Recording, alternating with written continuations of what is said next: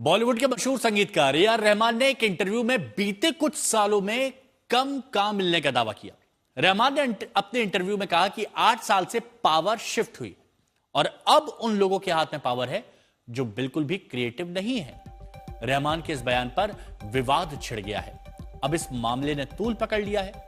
कई दलों को रहमान के बयान को मुद्दा बनाते हुए बीजेपी पर अब हमला बोला है। इंटरव्यू में ए.आर. रहमान ने क्या कहा, ये वो बता रहे हैं कि हिंदी फिल्म इंडस्ट्री में बदलाव हुआ है, पावर शिफ्ट हुई है। पिछले 8 सालों में कम काम मिल रहा है, उन लोगों के पास काम पहुंच गया जो क्रिएटिव है नहीं।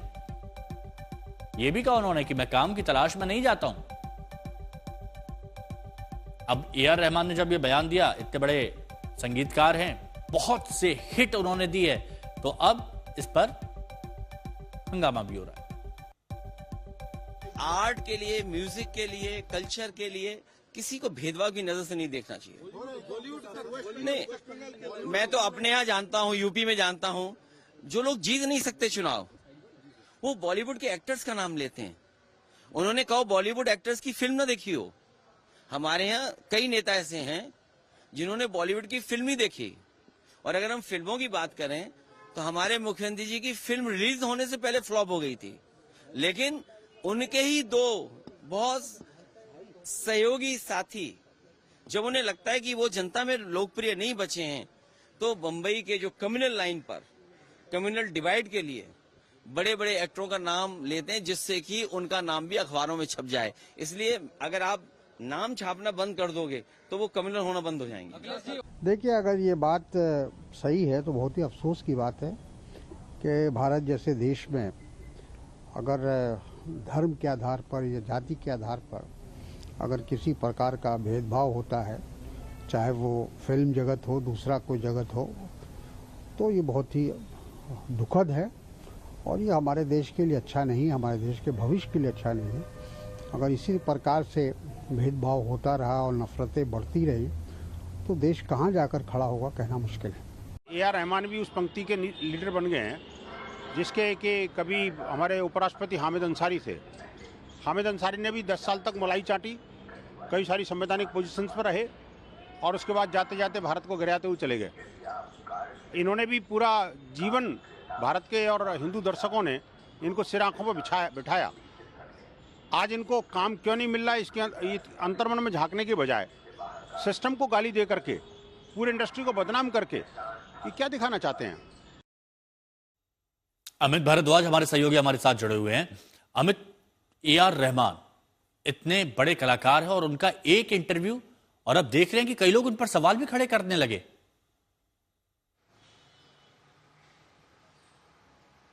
हिमांशु, देखिए, ए.आर. रहमान ने जो बातें कही हैं एक इंटरव्यू के दौरान, वो अपने आप में ऐसी बातें हैं जो ना केवल बॉलीवुड के अंदर हंगामा हलचल खड़ी कर रही है, बल्कि राजनीतिक लड़ाई भर अभी इस पर शुरू हो गई है। सबसे पहले 2 बयानों पर ध्यान देते हैं। ए.आर. रहमान ने जो कहा, एक की बीती 8-9 सालों में जिस तरह से सत्ता में परिवर्तन आया है, कुछ चीज़ें कम्युनल हुई हैं और वो ये भी बता रहे हैं कि उनको काम नहीं मिल रहा है।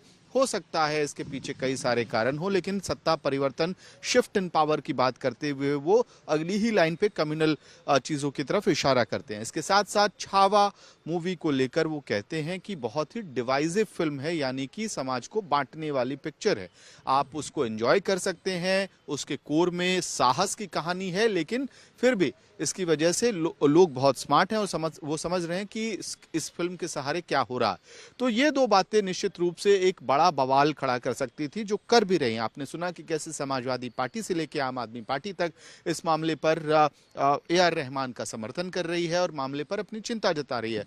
पहले समाजवादी पार्टी और अब आम आदमी पार्टी की तरफ से भी ये बात कही गई है कि वंदे मातरम जैसे गाने की ट्यून देने वाले ए.आर. रहमान, जिन्होंने अंतर्राष्ट्रीय स्तर पे नाम बनाया भारत के म्यूजिक इंडस्ट्री का, अगर वो ये बातें कर रहे हैं तो बहुत कंसर्निंग है और कम्युनल फोर्सेस के सामने किसी को सरेंडर नहीं करना चाहिए। ये बात तक सौरभ भारद्वाज ने आम आदमी पार्टी से कह दिया है। निश्चित रूप से दूसरे तरफ से भी पलटवार हो रहा है इस वक्त हिमांशु। जैसे अमित आपने बताया, आपने सौरभ भारद्वाज का भी जिक्र किया, तो सौरभ भारद्वाज और AIMIM से वारिस पठान, इनका इस मुद्दे पर क्या कहना है वो भी सुन लेते हैं।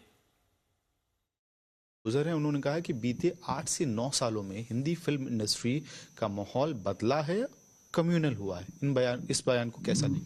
देखिए, एक ऐसे म्यूजिक कंपोजर जिन्होंने वंदे मातरम गाने को गाया और उसको कंपोज किया और पूरी दुनिया में वंदे मातरम पहुंचा, ऐसा म्यूजिक कंपोजर अगर ये बात कह रहा है तो ये सीरियस बात है। मगर मैंने देखा कि इसके अंदर बॉलीवुड के कई लोग ऐसे हैं जिन्होंने थोड़े से दबाव में प्रधानमंत्री की चापलूसी की।